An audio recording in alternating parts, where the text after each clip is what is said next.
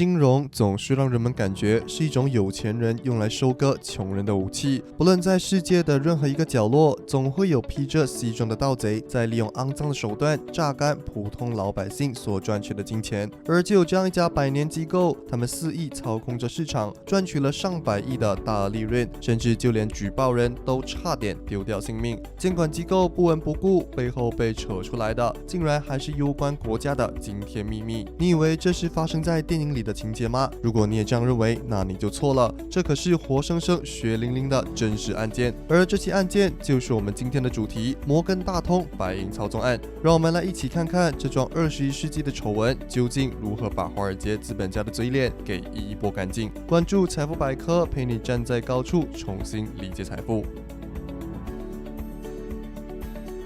白银一直是最古老的商品货币之一，除了作为等价物，白银作为商品也拥有十分广泛的应用。全世界就有大约60%的白银被应用在工业领域上。也正因如此，兼具货币、投资媒介和商品多重属性的白银，价格波动就非常高，所以很容易受到市场操纵。而华尔街的投行们早就意识到了这一点，其中作为5大投行的贝尔斯登，更是在08年金融风暴之前就利用白银赚得盆满钵满。每一次只要白银价格上涨，贝尔斯登就会挂出大笔卖单，猛烈打压白银价格，这就导致白银价格总是缓慢上涨，然后猛烈下跌，贝尔斯登就借此赚取大利润。但是常在河边走，哪能不湿鞋？08年的金融风暴就给了贝尔斯登一次惨痛的教训。他们由于购买了大量的 CDO 债券，因此损失惨重。市面上也充斥着贝尔斯登即将破产的消息，债主纷纷找上门，一时间贝尔斯登账面上的200亿美元资金迅速枯竭。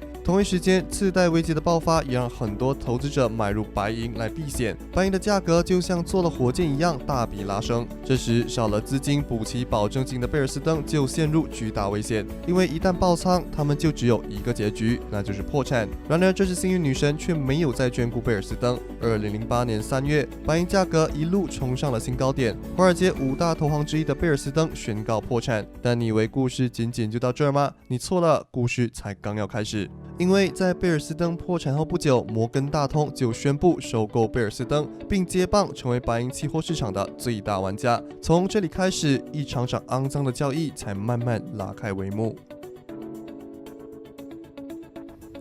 人们以为倒了一个恶人，世界会变得更好，但真相往往是倒了一个恶人，实际上会有另一个更可怕的恶人取代他。摩根大通收购贝尔斯登就是这么一个案例。为什么我会这么说？简单讲，贝尔斯登最强盛的时期，它的总资本大约在660亿美元左右，但是摩根大通光是年收入就已经超过了700亿美元。也就是说，这位白银市场的新玩家可比之前那位要可怕得多。而事实也确实如此。2008年3月17日，在收购完成的第二天，刚登上30年来新高点的银价就突然暴跌，甚至在短短4个交易日内就跌了20%。此后半年，银价也持续走跌，最低时从高点下跌了接近60%。这一切的发生实在太不符合常理，因为照理来说，当金融危机发生的时候，如白银这种期货都是很好的避险工具，而随着大批人的买入，价格应该会更高才对。那为什么会一反常态持续暴跌呢？答案显而易见，在这一切的背后，正有一双无形的手在打压白银的价格。2009年11月，一位自称前高盛贵金属交易员的安德鲁·马奎尔向美国期货交易委员会 CFTC 实名举报了摩根大通操纵白银市场。然而，面对如此举报， CFTC 却始终无动于衷，无视了这位吹哨者所提供的信息。但马奎尔并没有放弃，一封接一封的给 CFTC 发邮件，并提供新的证据，只是一直没有被重视。直到2010年2月，马奎尔直接向 CFTC 发送了一封重磅邮件。在邮件中，他详细描述了2天之后，也就是美国非农就业数据公布时，摩根大通打压银价的手法。他写道，如果数据差于预期，那么美元将会走弱，白银的吸引力增强，银价理应上涨。但摩根大通一定会在利好消息公布的1到5分钟内大量抛出卖单，这些卖单将多到足以淹没任何新的买盘。白银价格不但不会涨，反而会迅速跌破关键支撑位。2月5日，在该项数据公布之后，白银走势果然和马奎尔预测的一模一样。但是，哪怕已经做到如此地步 ，CFTC 也依旧没有给予回应。无奈之下，马奎尔只好选择将消息透露给媒体，并利用舆论给相关单位制造压力。2010年3月 ，CFTC 终于召开了调查听证会，但巧合的一幕发生了。就在听证会的第2天，马奎尔与妻子外出购物时，意外发生车祸，双双入院。一瞬间，阴谋的论调在网络上炸开了锅，媒体大肆渲染，各路记者也开始深扒当中的内幕消息，舆论压力越来越大，也越来越多人加入声讨摩根大通的行列。而在这一切的背后，似乎还有更大的组织在控制一切。在揭露幕后的黑手之前，我们先带大家了解一下期货的交易方式。白银作为大宗商品，它的交易方式有4种。第一是现货交易，就是手上有货，并透过买卖来赚取差价。第二是期货合约，也就是说卖家手上有矿，但是没有货，那买家就向卖家订货，然后到了时间，卖家就要按时交付。第三是做多做空，拿着期货合约的人看到商品涨价了，把合约卖掉就是做多，或者租给空头，空头高价把合约卖掉，然后在租期结束前低价买回来还给买家，空头赚差价，买家赚租金，这就是做空。第四，大家可能比较少听过，叫做裸卖空，意思就是手上没货没合约，也不找买家租合约，而是拿着一大堆假合约到市场上卖掉，造成供过于求的假象来打压银价，等银价下去了，又拿钱把这些假合约买回来，套取这里面的差价获利。在这4种方法里，最后一种放到现在其实是犯法的，但是在当时却是合法的。摩根大通就是透过裸卖空来达到操纵银价的目的，而且他们的卖空数量还非常惊人，甚至超过了白银1年的产量。那既然在当时不违法，那为什么还会引起这么多人的挞伐？其实原因就在于，在这一系列的操纵背后，人们发现了更大的组织在暗箱操作，而这个组织就是美联储。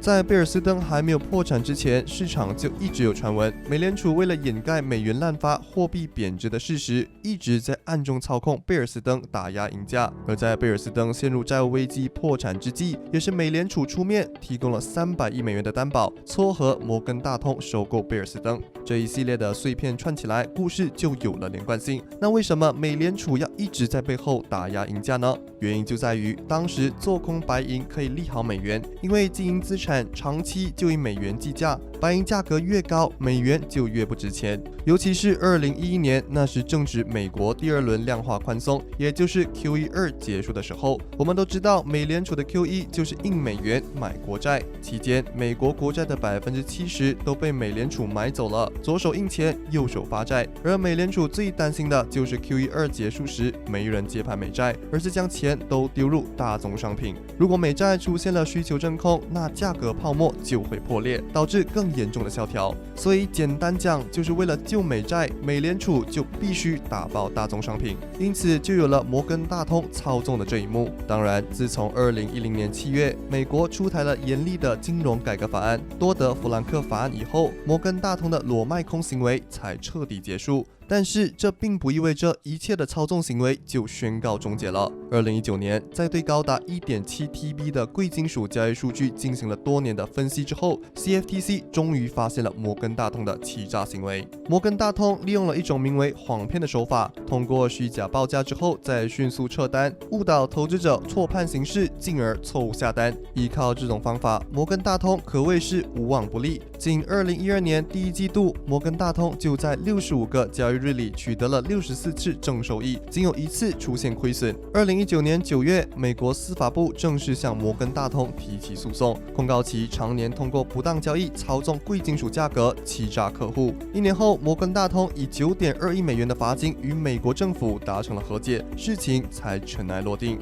等等，真的尘埃落定了吗？截至2021年3月的资料显示，摩根大通如今依旧手握大约1.9亿盎司的白银储存，占据了全世界白银总库存的一半以上。而且这还没完，摩根大通还把手伸进了白银开采，他们给白银开采商们专门开发了一种结构性贷款，这种贷款利息很低，但是却附加了一个额外条款，允许摩根大通从开发商这里低价买入白银。通过这项服务，摩根大通一箭三雕，不仅拿到了更便宜的白银现货，也准确掌握了白银供应量的第一手信息。再来，也能通过调整结构性贷款的利率，控制白银开发商的资金链和银矿的开采进度。依靠这些方式，摩根大通实现了对白银价格的全天候操控。而就算司法部门紧盯，但是白银的世界也还是摩根大通说了算。好了，以上就是本期节目的全部内容。最后想问大家一个问题：你们还看过哪些恶意操控的案例吗？欢迎留言一起讨论。如果喜欢本期节目，也请记得点赞、分享、打开小铃铛。我们下期再见。